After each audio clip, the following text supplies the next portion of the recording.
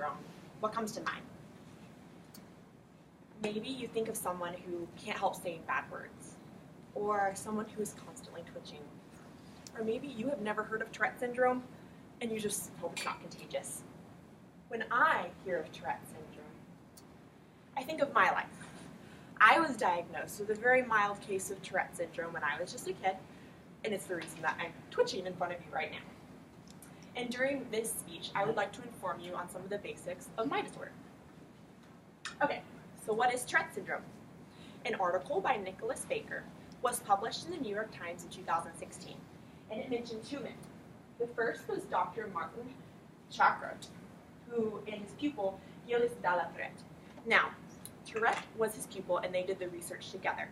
However, Tourette in 1885 published an article on this neurological disorder, so much of the credit goes to him. Okay, so what is it really? According to the Tourette's Association of America, in an informative brochure they published called What is Tourette Syndrome, they defined it as having a certain number of tics. Now, I'm not talking about this kind of tic. Instead, according to the CDC in an article titled Diagnosing Tic Disorders published in 2016, tics are sudden twitches, movements, or sounds that people do repetitively. Now for me, my tics are typically me going like that or maybe jerking my head. Now, for other people, maybe it'll be blinking their eyes separately or clenching their jaw or coughing or making like different vocal sounds that aren't actually words but that they can't help but saying. Now, a good way that people explain tics are like a sneeze. I can sit here and I can stay still, but you can't really suppress it for so long until they come out. So that's just a good way that people can do it. That way they can kind of explain it, because it's kind of a hard concept unless you literally have the disorder to kind of explain. Now, a lot of people who hear the word Tourette's syndrome think of caporrhalia. Now, this is a certain kind of tic, and according to a blog published by the New Jersey Center for Tourette Syndrome in 2013 called The Nature of Caporrhalia, only 10% suffer with involuntary swearing. Now, this kind of tic is a real issue because a lot of people, they can't help but say these bad words. Okay, for me, unfortunately, I do not suffer with this kind of tic, but a lot of people do. And it's where they could be sitting in this classroom and they say these words that they don't really want to say. And it really can hurt them and people will judge them because of it. But it's really important to realize that just because someone says they have Tourette syndrome does not mean that they have this certain kind of tic. So what causes Tourette's? Experts really aren't sure. However, according to an article in the Medical News Today published in 2015 by Christian Nordquist, the issue seems to be in our basal ganglia. Now, this is a group of cells in our brain that are very deep inside that help regulate involuntary movement.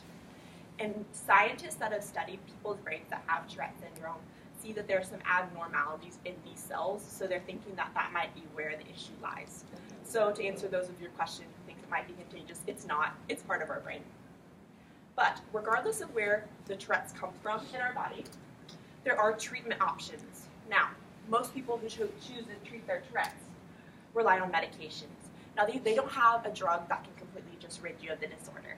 Instead, they suppress the tics. So a lot of people, maybe they can't function in their life. They can't drive, or maybe they are saying those bad words, and this just helps suppress it so they can function and have a somewhat normal life. Another thing that people with Tourette syndrome can do is have behavioral therapy. Now, one aspect of it is people will find a stressful situation and try to eliminate it. Like for me, speech is a stressful situation. So right now, I'm twitching a lot more than if I was sitting in my chair. So someone who has Tourette syndrome maybe will eliminate those situations as much as they can. So maybe I won't have a career in public speaking. And other things they might do is if their tics have to do with their hands, like maybe constantly going like this, they'll sit on their hands. Even though that won't help it forever, it just gives their body a little bit of a break.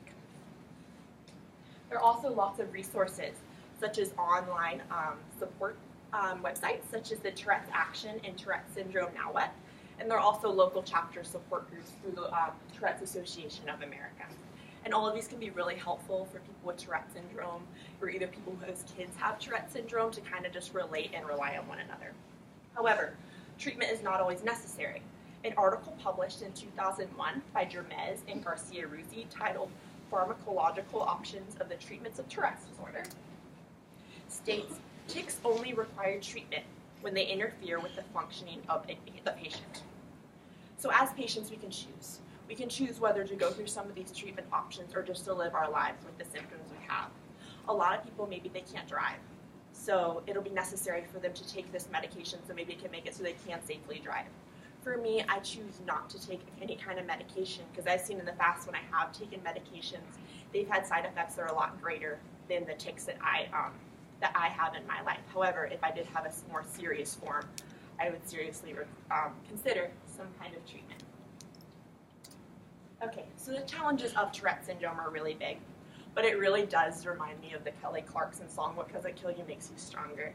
So hardships come to our lives and we really don't have a choice. Like when I was born, I didn't choose, okay, I'd like to have Tourette syndrome. But what I can choose is how I handle it, and I feel like because I have this disorder, it has made me stronger as a person in the sense of my self-image.